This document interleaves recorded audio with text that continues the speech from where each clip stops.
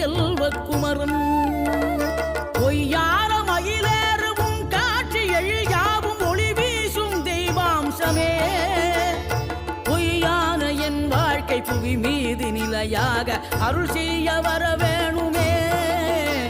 நீ அருள் செய்ய வர வேணுமே.